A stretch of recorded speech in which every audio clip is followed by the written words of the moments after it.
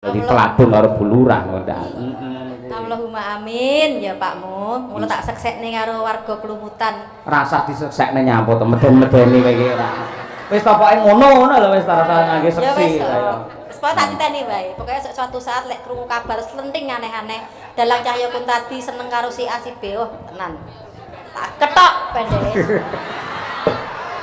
Kowe muni tak ketok sing seneng ibu-ibu lho, malah ibu-ibu yo alah. Kok ketok ora apa-apa sok dikocori lek tukul neh ae. Malah kaya wit ayo. Ya, Bu.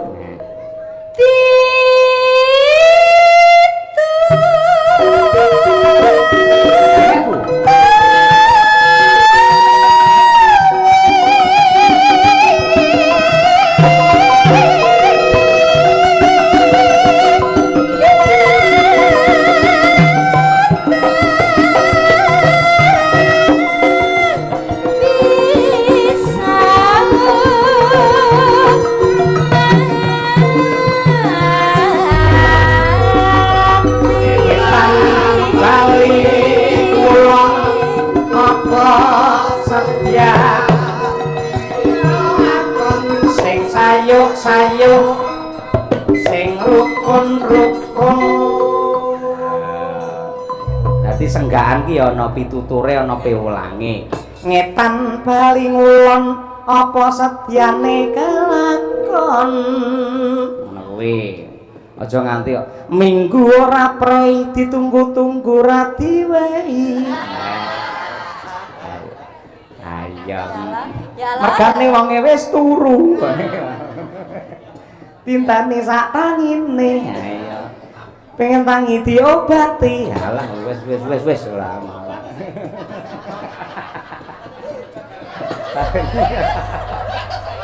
Ayo, karo bojone dhewe ngangge obat. Lek karo wong liwa ora. Dintekne Bu Kesi sayang, yuk. Jenengane napa to Bu? Wong kula nyeluk bojo kula sayang kok ya mang seneni lho. Lah kula nyeluk wong wedok liya sayang niku salah, wong bojone dhewe kok nggih. Silakan istriku tercinta. Wes.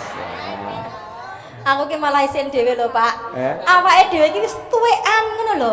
Ora pantes lek roman-roman ngono iki biasa wae. Umur boleh tua, namun semangat harus tetap muda. Ya toh.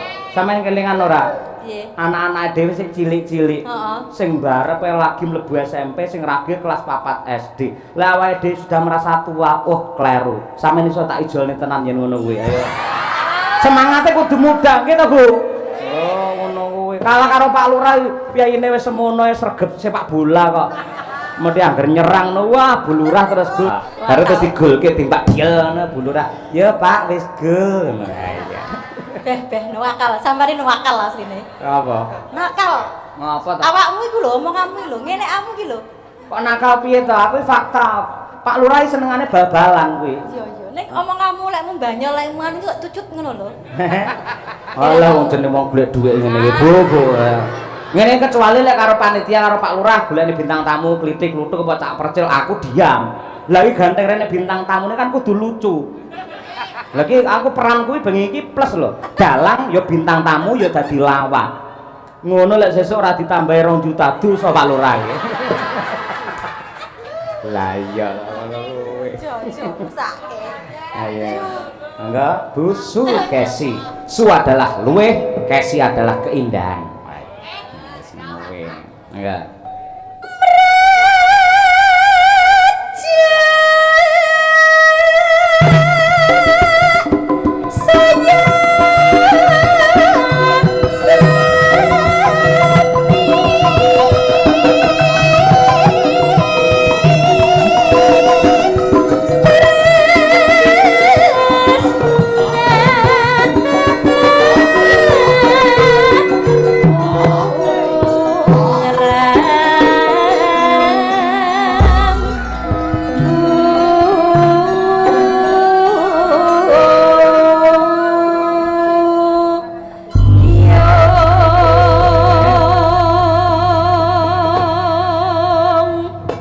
Sembah nuwun ya muga-muga kena kanggo jampine saya para pepunden panitia Pak Lurah barang ya Mak. Menika kala wau ugi kula aturaken teristimewa untuk ibu-ibu ingkang kepareng masak wonten ing dapur. Ya, kuwi penting, Nduk. Mula sok-sok wong sambutan yen mungguhku ora kok kagem bapak-bapak ibu-ibu kuwi kanggoku salah. Sing bener nuwun sewu para lenggah ibu-ibu lan bapak-bapak. Ibu-ibu sing kudu didhisikke merga apa? Wis ta wong duwe gawe mantu sunatan syukuran bersih desa pisan. Tanpa ana peran ibu-ibu sing masak neng pawon ora bakal iso jalan, ora bakal iso mlaku. Oh ngono kuwi. Mula ibu-ibu muga-muga tetep sehat, sabar, kuat, anggene momong putra dadi ya putra sing soleh solekah. Kakungi ya setia temenanan, wis leren anggene ngrasani tanggane. Ayo aja ngrumpi ae. Ayo ya mak ya. Kaya ngono kuwi. Malik pelok barang dhisik gandeng iki dalam rangka bersih desa. Ana lelagon lawas ya kuwi lagu bersih desa. Oh ngono. Mau dilikke karo Mas Rajamala kuwi. Lah bersih desa mbok lagu bersih desa tokke. Ya jajal rokokmu apa? Ya. Monggo diaturake Mas Setya. Lelagon bersih desa untuk seluruh warga masyarakat Klumutan. Yo.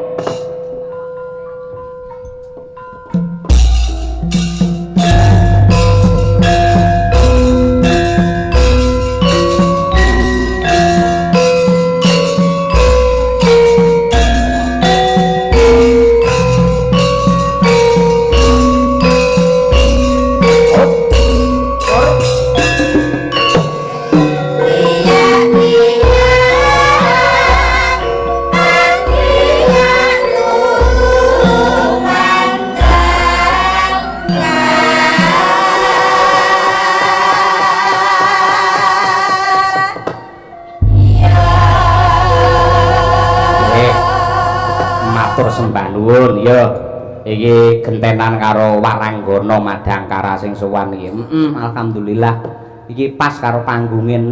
Ayo pas lek 7 iki genah sijine ning ngisor iki. Iya tur ya cantik-cantik kabeh. Wah temenanan lek Madangkara niku sampun dipun tata karepe sinden mendi resik tenan. Ayo biasane ngarep nek tremos ceret. Ayo ngene kula singkirke. Ayo ngarep menawi bersih anane gremik karo jarike sing seragami men ketok. Lamun ta kuwi iki bener-bener kompak. Iya ngono kuwi. Temenanan. Wis mergo saiki sing jenenge sinden iki hal terpenting di dalam pagelaran wayang kulit. Iya. Sok-sok ki piyai mirsani wayang ora pati gagas lakone apa, dalange sapa, ning sing digoleki sindene sapa. Wah ngono kuwi. Ayu apa ora? Iya. Bener mah. Mergo pancen piyai mirsani wayang ning Madiun wis ta. Kuwi mesti niate mirsani wayang iki ya rena-rena, mesti beda-beda. Ana sing rawuh rene iki butuhe mung arep nonton bakul kuwi ana. Iya. Dituku bakule akeh ngono iki ana. Iya. Ana sing mung arep mirsani ngrasake klenengan sore lek wis wayange wiwit malah kundur ki ana. Ana uga sing butuhe mirsani wayang, gatekke crita, gatekke wejangan. Ning ya ora sithik sing adoh papane nganti tekan Klumutan kene iki butuhe mung arep mentelengi sinden ngono. Sing rene butuhe arep nonton sinden wong iya teko. Oh akeh. Yo coba kaya apa? Arum Bali Mbak Nimas Ayu Winong Nawangsih coba kaya apa? Ya ta berpacu dalam melodi yo.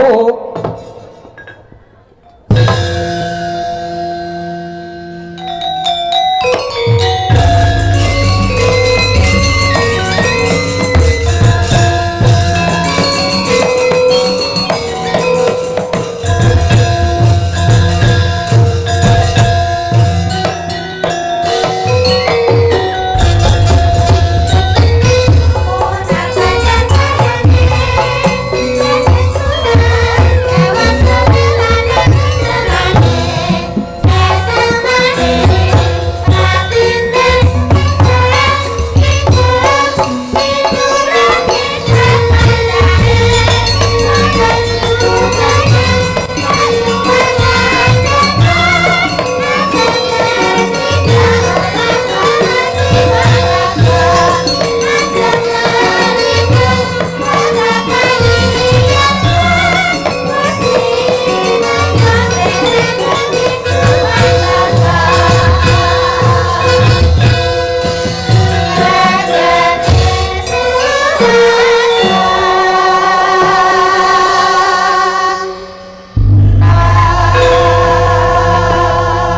menapa naminipun genduk Nimas Ayu Winong Nawangsih made in saking Tulungagung ya campur darat ngentrong menika pernahipun sara silahipun menika ponakanipun Bukesi ha iya gumun angger sinden metu saka Tulungagung racake swarane apik piyayine ya cantik ya mak tenan Bukesi nyatane ya kondang kaya ngono adine Bukesi ke Mbak Penny Candrarini ya dadi sinden internasional iki Winong ya semono uga mulai melejit angger kok Tulungagung mesti cantik-cantik lho ha iya tenan sinten to Pak sing jenengan maksud niku lho aku ngomong to Bukesi ayu ora nggih lho Tulungagung nggih Mbak Penny ayu ora nggih Tulungagung sampeyan ayu ora ayu Tulungagung sinten melih sinten melih dan lain sebagainya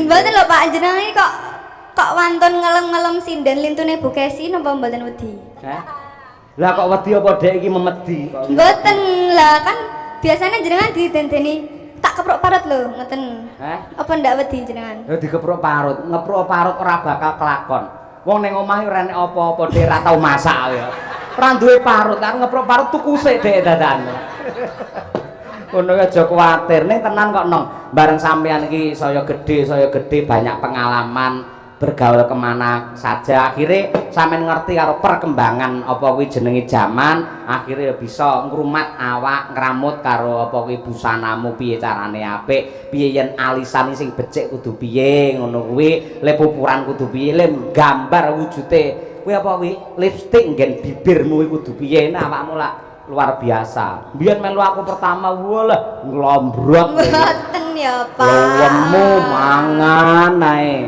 bar saiki wah saya cantik sakniki cantik Pak cantik tenan sampean elok kok jenengan wantun wani ngopo ngomong kula cantik lah Bukesi teng mriki lho lah ngopo aku iki witing klopo sak lugune lek sinden ayu ya tak omongne ayu yen nganti ayu tak omongke elek tegese kuwi goroh karo batinku Bukesi iki senengane yen aku jujur apa anane ngono ngoten niki lagi viral lho Pak apa wonten napa film Ipar Adalah Maut apa? Nah Ipar adalah maut. Terus maksudnya apa?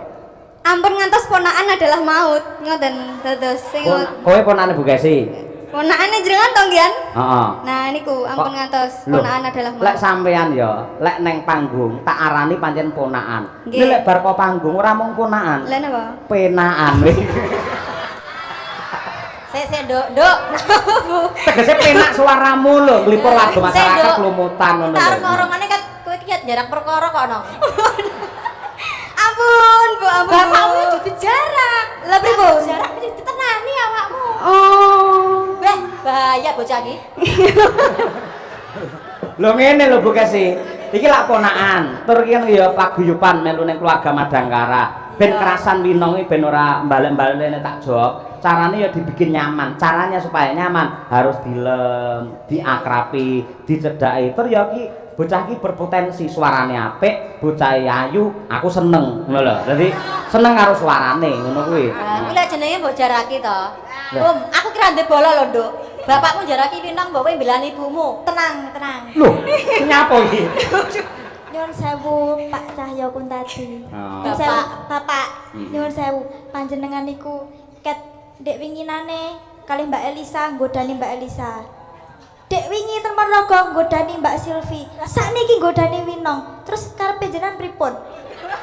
Niki ibu kula, Pak. Niki ibu kula. Ayo jenengan niku dosen lho, Pak. Kapan jenengan niku panutan, panjenengan niku napa nggih? Nggih, panutan lah, panutan mahasiswanipun jenengan. Calone niku calon kula nggih muridipun jenengan lho. Malah pamer kowe. Asli ngeten. Nanti kan jenengan panutan Pak, ampun ngoten niku Pak, ampun nggodani ning kene nggodani enek sinden ayu terus nggodani iki. Anu iki nggodani iki ngoten ampun ngoten niku Pak. Jenengan niku ngandani kula, "Nduk kowe aja nakal. Nduk kowe aja sok kaya ngono." Lah jenengan ngoten niku berarti ra sumbut no. Saiki jujur ya. Pripun? Kowe aku nggodho Elisa kok ora seneng, Mbak Silvi ra seneng, Winong ra seneng. Aja-aja kowe sing pengen tak godho, ayo. Hah? Jujur ngono kowe. Mboten Pak, mboten ngoten. Hah? Lah kula niki putrane jenengan lho Pernai. Iya, bener. Pernai. Ah. Pernai kula putrane jenengan. Kula mboten purun Pak jan godho-godho wonten niku. Oh iya. Cukup yoga-yoga. Ngene lho. Sampeyan kudu ngerti. Pripun? Pancen aku dosen. Nggih. Ning nuwun sewu. Sing jenenge dosen iki sikil lak loro. Nggih. Sikil kiwa karo tengen. Tengen iki tak nggih ning kampus, nggih mulang karo mahasiswa. Nggih. Sing kiwa iki tak nggih nyukupi kebutuhane keluarga.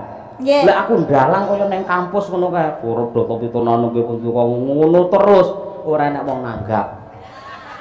Mula sikil kiwaku tak jokke pamrih men apa ditresnani karo warga masyarakat. Carane ya ngono kuwi, ya njarake Wino, njarake sinden ayu. Pamrih apa men masyarakat terhibur ngono kuwi. Lah nek sikil tengah ngono apa, Pak? Tuh. Lambene elek iki. Lambene elek. Bahaya. Kuwi ra nek kukune barang arep melu. Bahaya. Intine pun cekap, Pak. Pun cekap. Nek mesti cukup ibu mawon, ampun nggodani sinten-sinten melih nggih. Ampun ngantos kedadean ngoten lho, Pak. Iya, insyaallah aku ora arep nggodha wong wedok utawa sinden sapa wae. Ya, anggere ora kilaf lho ya. Lho, kok mboten kilaf? Lho wong ora mesti imane saiki sosok kuat, sesuk ora kuat, sesuk salat sok ben ra salat. Kan biasa. Kita saiki kaji sesuk korupsi. Iso ngono. Mula aku ora wani janji. Yen saiki aku janji ora arepe njaraki sapa-sapa. Ya ta. Wes kene nembang. Ayo. Wes tak keren sinten begini. Nduk, kamu bapakmu kalah di jero iki malah ya. Kalah deh ya. Makasih ya Umi. Sing jero sapa? Aku karo Umi no. Heeh, mending aku kalah ketek wong loro suarane kaya wong papat kok iki ora. Ayo Cahayu Winong Nawangse coba kaya apa. Nggih. Engko bacukno dadi ati arep kok bawane apa bapak nderek. Ngono ya Cahayu. Apa ya? Monggo bebas. Piyayi kene iki apa-apa kersa kok piyayi budaya luwes longgar. Anu nggih, Pak. Apa? Rinoso. Rinoso. Mangko rinoso. Pelok 6. Nggih. Oh ya wis. Oh, pelok bareng. Oh nggih. Rinoso ora apa-apa engko diganti wong iki dudu pamundhut kok. Mboten. Kula kesupen nek ternyata pelok bareng. Heeh. Anu asmara ndono mawon nek ngoten. Oh iya, ketoke ayu Mbak ya dangling ya bocah iki. Ngapunten, Pak. Lah iya. Ya, asmara ndono? Nggih. Oke, siap. Ya, Winong Nawangse.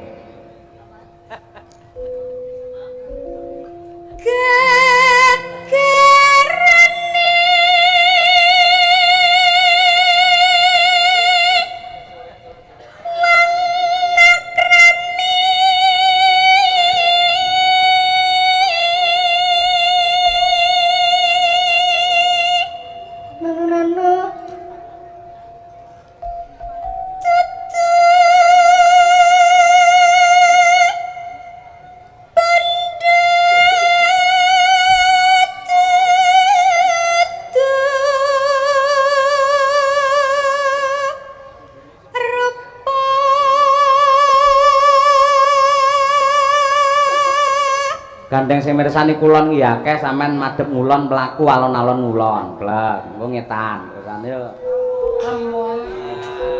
Ngapunten nggih, Pak. Ha iki kita atine bocah iki pikirane ora ning kene bocah iki. Mboten, Pak. Kok kaya ngene larane to niku cakepane. Nah, soalnya kula nggih lagi nandang loro niku wae lho, Pak. Iya, mau tak tambani nong, tak tambani.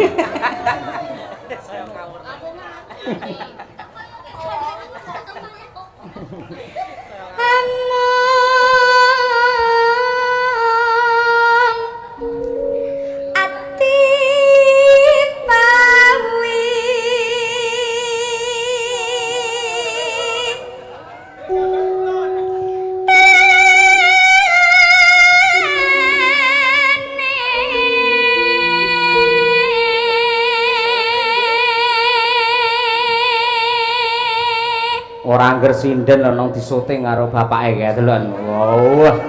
HP-ne lho kaya ngono kuwi. Iya.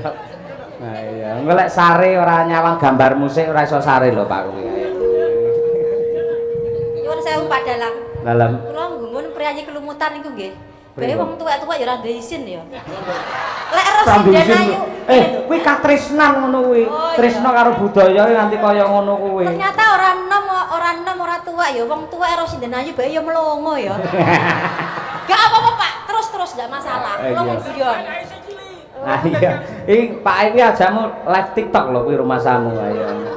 Ayo. Nana. Luput pisan kena pisan.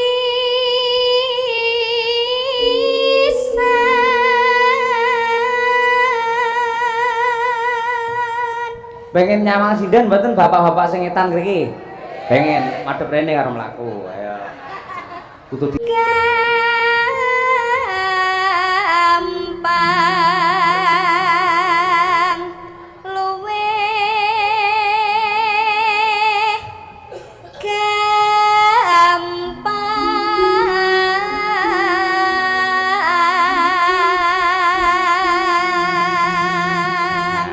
Iki bapak-bapak sing sepuh-sepuh setane nyawang sampean ya. Wah, cara krupuk kaya kemremes men to ya ngono wae. Saiki madhep rono. Leres, Pak? Wah, iya, kula ngerti ati jenengan. Ayo. Yen angel tan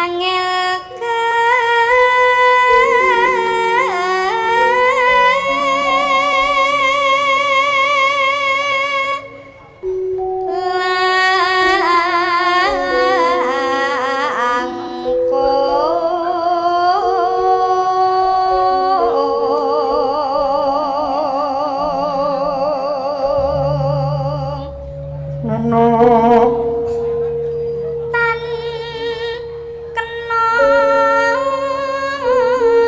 tinumbas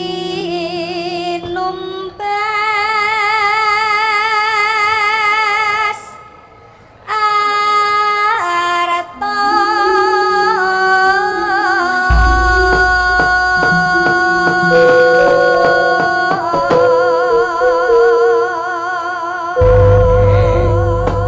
Bawane iki mau jenenge apa, Nang?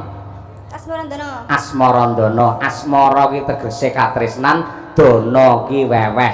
Di tengah-tengah kesibukan beliau namun tetap tresna karo piyayi ing Klumutan mriki. Beliau adalah mantan Bupati Madiun Bapak Kajimbing. Matur nuwun rawuhipun tepuk tangan untuk Pak Ahmad Dawami. Wah iya nggih, kelenggah nggih.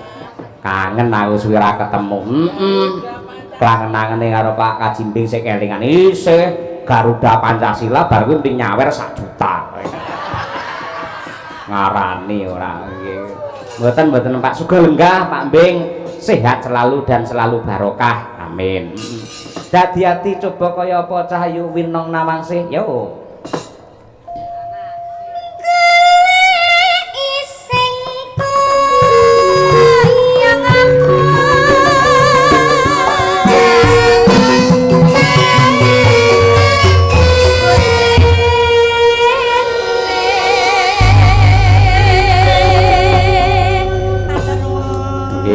Sembah nuwun genduk Winong Nawangsih.